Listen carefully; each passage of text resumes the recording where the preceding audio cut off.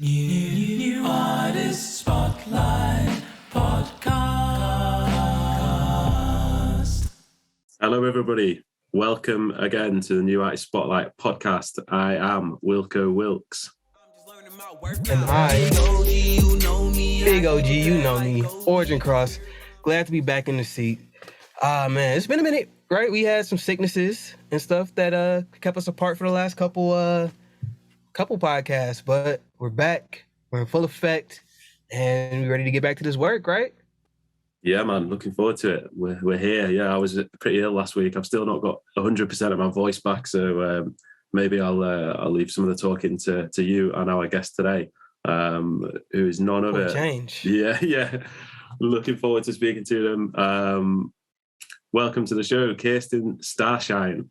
How are you doing? I'm good, thank you. How are you? Yeah, we're good. We're good. That's good. Sorry to hear you were sick. That's not good. Yeah, well, it happens. You burn the candle at both ends. At some point, you get burnt. Yeah. I was dealing with a cough for like an entire week. It's still like not gone yet, but it's still kind of there because for some reason bonfire smoke makes me cough. I don't know why. It's kind of annoying. Bonfire smoke at this time of year. What's going on there? Just summer bonfire. Yeah, we were having some drinks for Canada Day and had some friends over. All right. Yes, it seems a bit mad having a bonfire in the heat to me. I don't know if you can tell. I'm a little bit sunburnt today as well. I'm a little bit pink. I can't tell. I couldn't tell either. Tell us a bit about you. How did you get started? Give us an introduction for anybody who isn't already familiar with you. Okay, so basically, music has been happening in my life, like my whole entire life. I've been singing since I was like 3 years old. My dad played guitar and I wanted to be just like him. I started on a piano, and that's kind of where like my first songwriting experiences began. And then I did guitar lessons and did music all through high school, vocal class, guitar class, choir, and all of that. And then I kind of just started getting the gear for making my own studio. And then in 2000, that was around 2015, I started getting everything. And then I didn't really take it seriously until like after I had my daughter. She kind of inspired me to like pick up the guitar again and start writing and playing again. Then I really started going into it, and I tried to like produce my own stuff at first. And then I was like, okay, well, this isn't really working the way that I want it to. I'm spending way too much time in the production side of things, where really where I want to be is the artist side of things. So I then hired my friend, Ben Travis. He is in Nashville. His company is called Two Cats Music. So I basically work with him over the internet, and he produces all of my stuff now, and I just get to create all the time. That's awesome. Yeah, that's the dream. Although I quite like doing the production as well now these days, because I find that an enjoyable part of the process. And I still think it's like very creative. But do you actually not enjoy the production side of it? I actually did enjoy it. But I think I like being just the artist part better. I'm glad though that I had that experience to try to produce my own music, because I kind of know the lingo of how to talk to Ben and how I want it.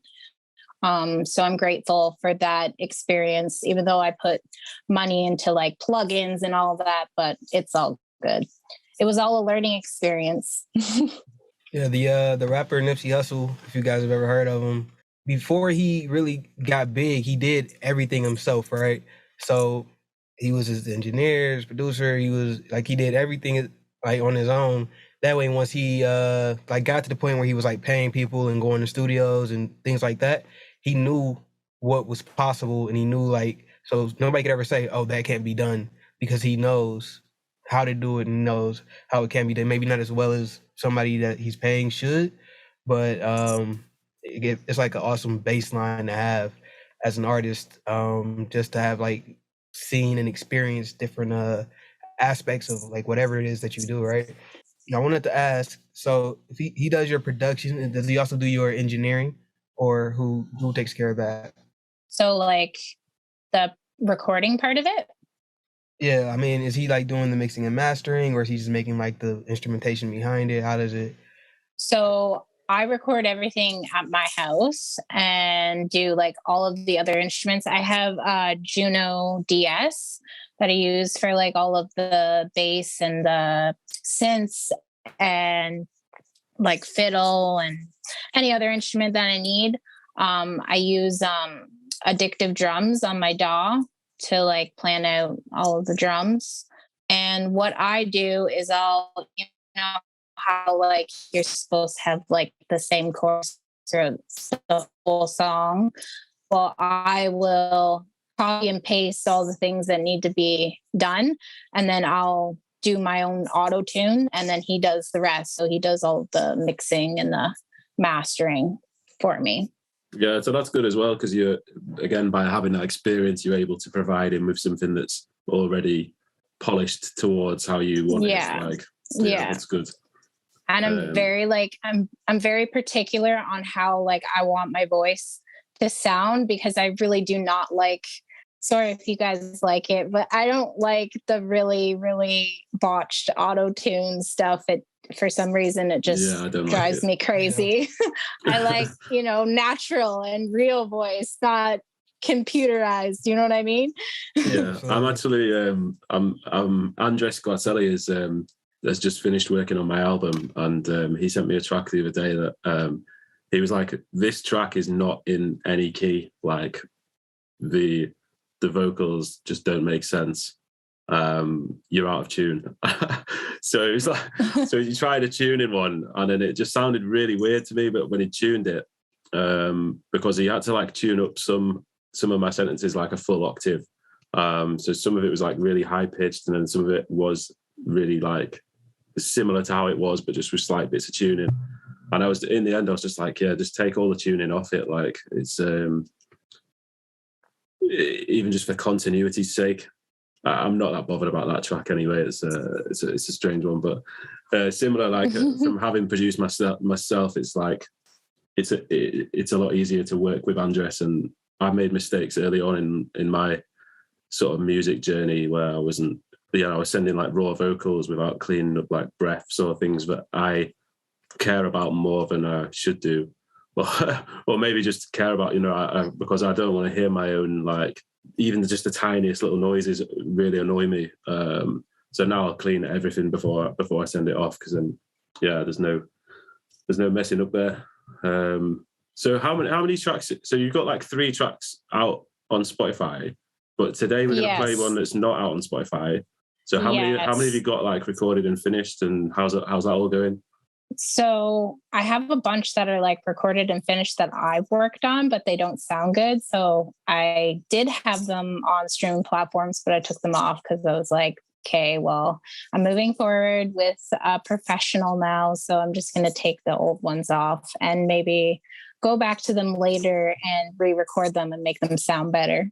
But I'm working on a song called Hell on Water right now. It's actually like really different than everything that I've put out so far. Like, it's mostly the stuff I have out now is like the ripple effect is like kind of pop-ish kind of. But most stuff is country that I've put out, but I'm going to be putting out some more rocky, like metal stuff. If most people don't know, but I'm like a huge metalhead, even though like my genre of music like that I put out is country. I love metal.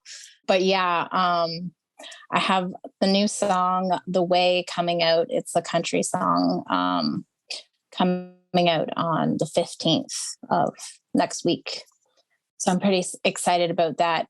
It is probably one of the most hardest songs that I've ever recorded, because it has a bunch of like slow parts, and then it like pauses, and then it goes fast. And then it was like, I was probably recording guitar for a good like 2 days, because I was like, I need to have this perfect. It can't be anything other than perfect. So I was kind of getting frustrated with the guitar, but it all worked out in the end. I definitely know your struggle. When I was a lot earlier in my career, I used to do so many takes. Like I rap, so it was all vocal takes, right? But I would do like 200 takes for like in a song, like a verse. Like it would take me forever, and like at the time, like I didn't know anything about like engineering or anything, and so there was probably a lot of good takes that ended up being bad in my opinion because it was recording with some type of latency, so it would be offbeat no matter how good I did it. And once I would listen back to it and it was offbeat, I'm like, dang, like why am I like I'm thinking it's me, and I thought it was me for like years until like I just was like going through YouTube and learning and looking at all these videos and reading through documents and stuff, and it was like, oh, it's latency. I can some settings and it'll be where it's supposed to be, and I can get the audio interface, and I can. It was like, wow, this is this. Now, I mean, I still do a lot of takes, but like nothing like that. And now my workflow is so much better because I know you can take bits and pieces from different takes, and you can, do all these different things that even when I tried to do them before, I was just so bad at it that even trying it just made it sound worse. So like I get the doing everything over and over and over until it's perfect, until it gives you exactly what you want. And I feel like that's what makes us like, that just shows how much passion that we have for what it is that we're doing. Like we refuse to take anything less than what we see as perfect. And that's great. And I'm glad that you're working with like a pro, because your quality is up there. Like when I listen to it, I'm like, yes, it's going places, because a lot of artists, they just don't have that yet. And like that makes it hard to tell like sometimes their level of talent versus just like their level of how well they can produce or engineer and stuff like that. And so like you have what you need to display the talent that you have, and that is great. Thank you. I appreciate that. That's nice. You're welcome. I had a question in my head that I definitely forgot. And I remembered while I was talking, and I was like, oh yeah, don't forget again. And I forgot it again. So that's the worst. Yeah. I will say latency issues are freaking the worst. And they are the worst. So I had a latency issue for a while. And actually, if you listen to Bury This Love, you will hear that there was a latency issue because everything is not lined up properly. And I didn't realize that until like afterwards. And I'm like, oh yeah, okay, I had a latency issue. Well, it's too late now. I already paid the producer. So we'll just put it out anyway. Yeah. So that's what I did, but whatever. It is what it is. Move on. It's so annoying, isn't it? Like I even like now that I'm in a bit of a pickle really, because but like I didn't like some of the old versions because what you think is perfect at the time, and then your skills improve, and then you look back and you're like, oh no, this is wrong. Like it's not loud enough. Like there's a little click there. Any sort of all these little issues just start coming in, and then, so I'd sort of like in a way I'd like to take all my music off Spotify, and because I've re-recorded about 5 of my tracks for the new album, I sort of like to take everything off and then upload it all so that only the newer versions are on there. But then at the same time, if I do that, that's going to delete it from people's playlists, and people might sort of lose touch with me as an artist if they've saved it or if they've like. So I think I'm just going to leave it anyway. There's nothing too bad, I guess, but I'll just have to put like the album version on there. So this is new anyway. I think let's while Origin thinks about what his next question is. Oh, actually, when you talked, it reminded me of what it was, but I wasn't going to interrupt you because I'm a good co-host. Well, shall we do it when we come back anyway? Because I'm sure we're itching to listen to the way we've talked about it. I think we should give it a spin, and I think Keirsten, you should introduce it. So this is my brand new song, The Way. Enjoy. I just want to slide up beside you. I just want to stay till the night's through. I just want to love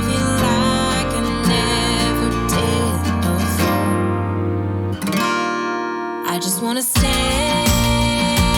here forever. Under blankets full of stars. Ooh, it's better lying here with you tonight. Oh boy, you drive me wild. Oh, oh yeah.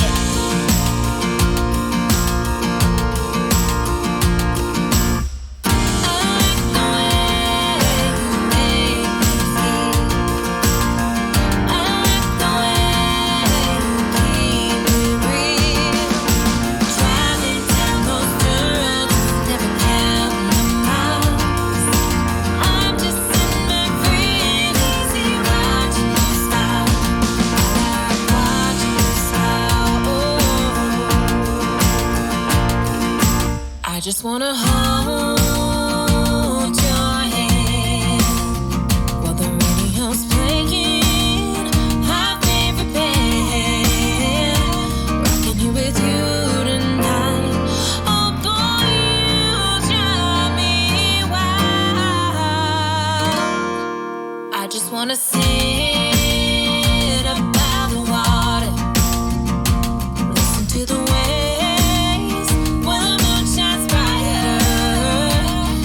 Second spent with you. Oh boy, I'm falling harder than ever before.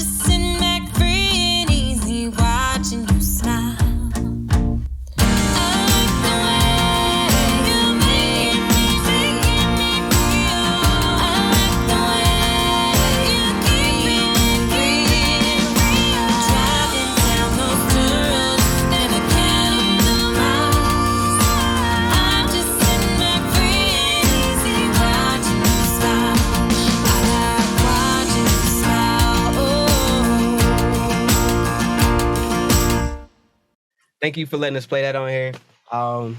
Great new song. Definitely be on the lookout for that. You know if it's coming out before or after the podcast? It's coming out on the 15th. When is this? When should this? So when I don't know when you guys release this. Okay. Are we? You know what? I don't know if we know either. I think we might be a week behind at the moment. Yeah. Might be a week behind. So it might be like 2 weeks. It might be a week on Thursday. So like 12 days time or something. Dang it. So we're not gonna be able to premiere it. All right. But either way, still great song, and it's the podcast, right? So like we do big things. So we may not have premiered it, but it's the first time it was on a podcast. So we'll take that victory. Yes. But what you guys were saying about like imperfections and little clicks, and even keeping music up and taking music down, right? Like my first EP was so, at the time for me, it was good when it came out because that was like the best engineering I'd ever done. But now, like with my new mixtape out, I listen to the EP and I'm like, I want to take it down so bad because, you know, I'm like, I have this, but if somebody goes and listens to this and then it just like auto plays this, they're gonna, you know, I don't want them to get like a bad taste in their mouth. And so, but then people also have told me like, you know, keeping it up allows people to see the growth, which is, I guess, one mindset, but at the same time, the other one is, okay, maybe that should be on like SoundCloud or something like that, but the streaming services should just have like the best, because I mean, that's still going to be skipped. Like if people are listening to you and they want to hear your best music, they're going to skip through some of the older stuff that may not be as high quality. So I don't know, it's like a constant struggle. Like, yeah, I should take this down, but then there's just songs like that you have up there that weren't perfect, but you still love them. And then there's songs that like you want to re-record, but then it's like Wilko said, you got to just move forward. But at the same time, it's like, oh, I could do this so much better, and it could just be what I want it to be now because I have everything I need to do it now.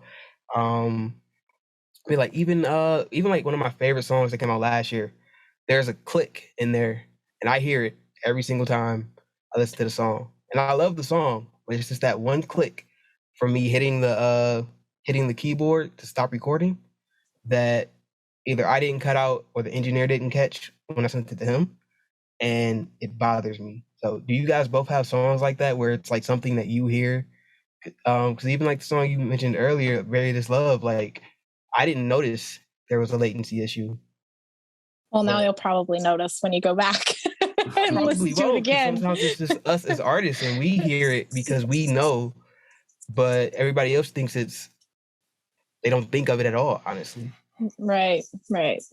Yeah, that's what I was thinking when you were talking then, is like, even if, because like, even if it's not loads of people, there'll be a few people who've got your songs saved in their library and they're wedded, like they enjoy that version already. Like you could go back and re-record like a really clean, like amazing production values version, and then they'd listen to it and they'd be like, prefer the old version. And like, where's the click gone? I love that click. So Keirsten, one thing I wanted to ask you about, if you don't mind as well, is because I've read your Spotify bio and it said that you've been struggling with depression and anxiety and stuff throughout your life, and that's something that I can relate to. And I wondered if you were comfortable about sort of telling us a little bit about that and your experience with it and how that feeds into your music. So I grew up with an alcoholic in my life, and that was really hard on me as a teenager. And, as a kid and teenager, you think, well, it's my fault that this person is this way. But, as I got older, I realized it's not my fault. But, that made me really depressed and have anxiety, and I was really low all the time. And I would go out in my backyard and I had a swing. And the swing is like what I would call my safe spot. It was where I could go and put on my headphones and just be. Like, it was almost like I can't swing now because it makes me want to throw up. But not for me, it would be the same aspect as me like meditating now. It would be like meditating on the swing when I was younger. And my first ever music real experience was I had a Whitney Houston tape with my little Sony tape player. And I would listen to that and I would sing out loud to the neighbors. And then the next one was Avril Lavigne. That was the next CD that I had. And the way that the music made me feel, it made me feel better. And I wanted to do the same thing that music did for me. I wanted people to know that it's okay to not be okay. And it's okay to talk about struggles and like be there for each other. Just like when I released the Ripple Effect, like that's what that's all about, is just being a kind person to others. And, you being kind to that one other person spreads a ripple into the rest of the world. And you would hope that they would be kind to the next person. Right. But I've still had everybody still has their down days and everything. But the person who was an alcoholic in my life, we're on good terms now. Everything is perfect between us. We have a really good relationship. I know it's not my fault. And for anybody who is struggling with somebody who is an addict in their life, my heart goes out to you because I know it's really, really hard. But stay strong and know that it's not your fault. And as much as it is hard to do sometimes, because sometimes that person is in your face and it's hurting you, just know that they're hurting too, because hurt people. And it's kind of, you know what I'm saying, right? Yeah, just like for the addict that's in my life, I just try and be there for him like all of the time, because like I love him. And even though he's struggling and he is, you know, sad, and sometimes he says things that aren't right and are hurtful, I still love him because I know that that's the alcohol talking, not him himself, right? But yeah. No, I mean, we appreciate you even talking about that. Like, and I can relate to a lot of everything that you just said. But I guess in the community that I'm from, I know we kind of have a rule where it's, you know, like even in the house, we don't talk about what goes on in this house outside of this house, and it's just like whatever happens here stays here, and like being able to talk to somebody about how you're feeling or even vent, like you feel like you're betraying somebody's trust a lot of times by talking about what it is that you're going through, because it's so tied to that other person. And like you said, you're absolutely right. It's like it feels like it's your fault, but until you take that step back and look at like this person made their decisions, this is what got them there, that wasn't on me, and like really kind of own that, you know, you aren't responsible for what it is that you just may happen to be going through at that time. Because sometimes it's friends, sometimes it's family, sometimes it's all these people that interact with you, and it's just like you can't just leave a person behind that you care about. Sometimes you're not able to, and other times you just can't because you won't allow yourself to. And like growing up around alcoholism and drug use and things like that, I know for me, there's like a part of me that like wants to just like put that into my music and talk about it, because the way I even started in music was writing raps, just talking about like what it was that I was going through, and then that transitioned itself into music.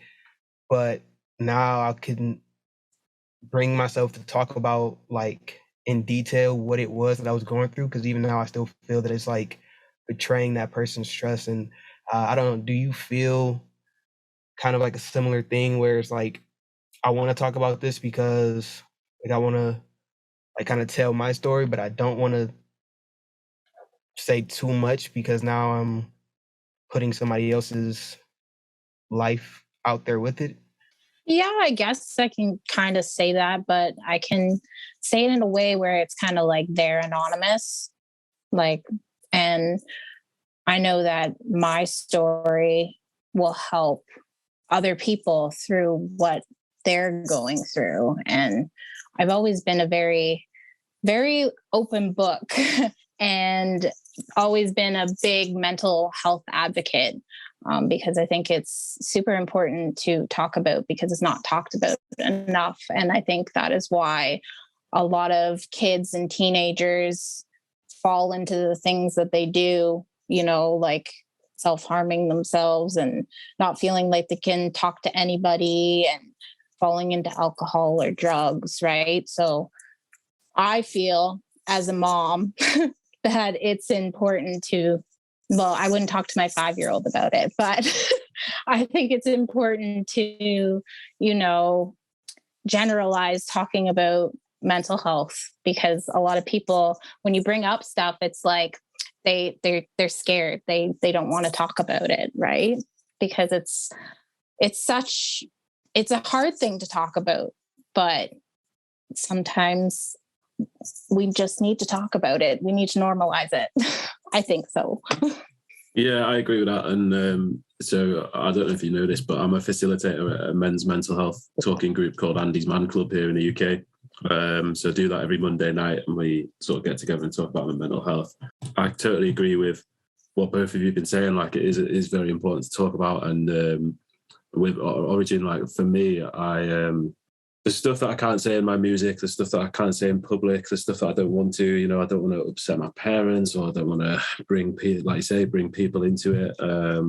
It's a tough one. I think there's a time and a place and a forum for everything. And if people aren't managing to have an outlet, I'd suggest, you know, ringing. There's plenty of hotlines and stuff like that, and Samaritans and like groups like Andy's Man Club, where it's a closed environment and people can say what they want in a confidential space, knowing that nothing's going to get out. I think that's it's important to have those sorts of provisions for people who might not feel comfortable talking about their mental health at home, or talking about their home life to other people or whatever. But I think, yeah, we're all sort of towing that line in our music, aren't we? Like, you don't want to, like, you're sort of putting yourself out there just by being a musician in the first place, but you can kind of mold that as well, can't you? You can mold the way you want it to be seen. Like, I sometimes feel like maybe, like, I talk about depression and stuff, but I don't actually go to a lot of specifics about my past life or anything like that. Yeah, like I said, there's a time and a place for everything, isn't there? Yeah, For sure. So what have you got coming up then, Keirsten? What's like, you're obviously taking this pretty seriously, you know. I've checked you out, and I've seen you've got a website going, you've got all sorts like sort of structure in place. So I'm imagining that this artist thing, you're looking long term. Yeah. So you might know, because I've shared like pictures of my pigs on on the artist chat. So I don't actually like to talk about, like, I don't like to, because some people have like issues with like people being farmers and everything, but whatever, I'll just bite the bullet and just say it out loud. So I live on a farm, and I do pigs and cows, and that's what we do. So this is kind of like, I have another job too. I'm a custodian for one of the school boards in Ontario. And so I kind of have like 3 or 4 jobs going on. So I have the music, the farm life, and the custodian, and I'm a mom too. So it's like super duper busy. But I try to be pretty professional and everything. I just got some new business cards because the other ones didn't really look good, and they didn't have my website on it. So I got some new business cards. So I'm gonna be putting them out to some local bars around here. There's not too many because I'm in a rural area, but like the closest Walmart to me is like 40 minutes away. So there's only like 2 bars. No, actually there's 3 now. There's 3 bars around my area that I could go and drop my card off to. I was trying to get shows booked before COVID hit, and then COVID hit, and then that all went out the window. So now it's just kind of working back up to getting that all lined up. And I have like over 300 songs that I've written over the course of my lifetime.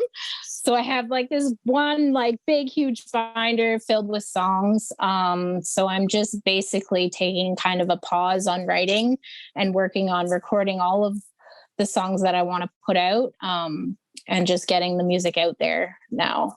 So that's kind of my direction of where I'm going. Cool. So, I mean, that sounds like a lot of work incoming. So guys, be ready for that. Be watching. And so tell us, how did you come across New Artist Spotlight? And then what's your experience been like since you've been in it? So I came across it through daily playlists. So I submitted, I think it was Bury This Love, to one of the playlists. And then I got a little message on Instagram that said, hey, be part of this community. So then I did, and it's been really, really awesome since I've joined. I think I've gained like 500 monthly Spotify listeners since I started with NAS, and I really, really like it. I have with daily playlists, I have some playlists that I've been running for independent artists, and it's nice to know that there's other artists that are like me, because there's a lot of, you know, when somebody submits a song to your playlist, and then it's like you approve it, but then they don't even like say thank you after or anything, or like do a shout out. Like, I make a point to be like, if I get approved to a playlist, like, I always make sure to have a point to say like thank you and like share it and everything. But it's nice to be a part of a community with artists who are more like-minded like me in that way. And I really like the fact that, you know, it's not like I can go to my husband and be like, I'm having this issue with the distributor. Can you help me? Right. I like the fact that I have a community of artists that I can go to and be like, hey, I'm having this problem. Are you having this problem too? It's just, it's nice to have a community like that. And of course, discovering new music and artists, because I love music, as we all do, I'm sure. Yeah, that's awesome. Yeah, and I like that as well. Just constantly discovering new music, and you just reminded me to check my daily playlist and try and shout out some thank yous if I have been any approved, because that's something that I've got to admit I regularly don't do. I've done it a few times, but I often forget to even check if it's been approved these days. So I know. So Keirsten, before we wrap up, we've got just 5 final questions for you in the famous NAS Quickfire 5. But do you think you can handle the heat? I do. Good, because you're not going to have any more than 15 seconds to answer each question. Okay. I'll start off. What is your favorite song from the New Artist Spotlight playlist? Spotlight by Charles Connolly. Well done. I don't have the questions in front of me. I've messed up. I don't, because I changed onto daily playlists when you mentioned that thing, and I was like, sorry, my fault. No, this is my fault. Very unprofessional. You can go question 2 if you want, Origin, while I load them up. All right. Question 2. What is your favorite song of all time? Okay, so that's kind of a hard one, but Dear God by Avenged Sevenfold, or You Always Believed by In This Moment. All right. Question 3. Which band or artist, past or present, would you most like to see live? Whitney Houston. All right. Number 4. Which person from the New Artist Spotlight playlist would you like to see us have on this podcast? Ed Corrado. Great pick. And question 5. He doesn't live too far from me either. He's like an hour away. Yeah. Oh, that's awesome. Yeah, I like Ed as well. He's very supportive of everyone, I think. Yeah. And question 5, if you could spend a day with one of the NAS artists, who would you pick? Blues Trainer. Yes. That's a good pick. It's a very good pick. Dope person. I think her and I would get along pretty well in person. Yeah, we had her on here once and she was absolutely fantastic. Really good crack. Very interesting. Check that out. Yeah, it's a good one. Yeah. All right, well, it's been great having you on. If you could tell everybody listening where they can find you on socials and your music, everything. If you go to KeirstenStarshinemusic.com, you will pretty much find everything, all of the links to my social medias and my Spotify and Apple Music, all the streaming platforms. You know how it is. Yeah, perfect. All right. Well, thank you for coming on. It's been an absolute privilege to have you and to meet you. No problem. Yeah. Thank you so much for having me. I appreciate it. Of course. Yeah, and also a big thank you to everybody who's listening at home, all the partners, everyone teaming up and keeping New Artist Spotlight going and growing. Thank you all. We'll see you next time. Peace.